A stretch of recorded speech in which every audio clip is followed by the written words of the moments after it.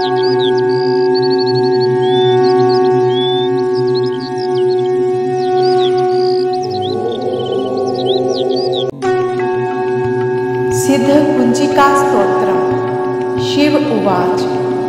शृणुदेवी प्रवक्ष्यामि कुञ्जिकास्तोत्रमुत्तमं, येन मन्त्रप्रभावेण चण्डीजापः शुभो भवेत्। न कवचं नार्गलास्तोत्रं, कीलकं न रहस्यकं, न सूक्तं नापि ध्यानं च, नान्यासो न च वार्चनं।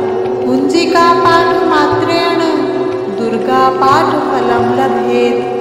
अतिगोहत्रं देवी देवानापि दुर्लभं, गोपनीयं प्रयत्नेन सवयोनिरिव पार्वती।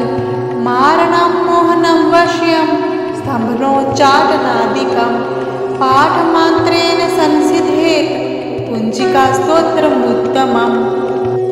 अथ मन्त्रः।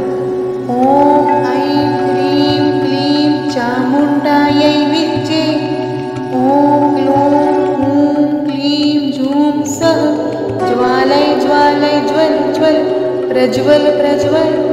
ऐं ह्रीं क्लीं चामुण्डायै विच्चे, ज्वलहंसं लंशं फट् स्वाहा इति मन्त्रः। नमस्ते रुद्ररूपिणे, नमस्ते मधुमर्दिनि, नमः कैटभहारिण्यै, नमस्ते महिषार्दिनि, नमस्ते शुम्भहन्त्रे च निशुम्भासुरघातिनि। जागृतं हि महादेवी जपं सिद्धं पुरुषं मे। ऐङ्कारी षष्टिरूपायै ह्रीङ्कारी प्रतिपालिका, क्लीङ्कारी कामरूपिण्यै बीजरूपे नमोऽस्तु ते। चामुण्डा चण्डघाती च यैकारी वरदायिनी, विच्चे चाभयदा नित्यं नमस्ते मन्त्ररूपिणी। धाम धीम धूम दुर्जटः पत्नी, वाम वीम वूं वाग्दीश्वरी, ह्राम क्रीं क्रूं कालिका देवी, शाम शीं शुं मे शुभं कुरु।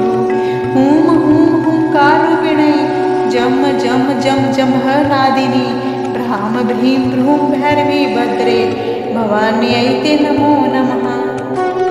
अं कं चं टं तं पं यं शं वीं दूं ऐं वीं हं शं धीजाग्रं धीजाग्रं त्रोट त्रोट दीप्तं कुरु कुरु स्वाहा। पां पीं पूं पार्वती पूर्णा, खां खीं खूं खेचरी तथा, सां सीं सूं सप्तशती देव्या मन्त्रसिद्धिं पुरुषं मे।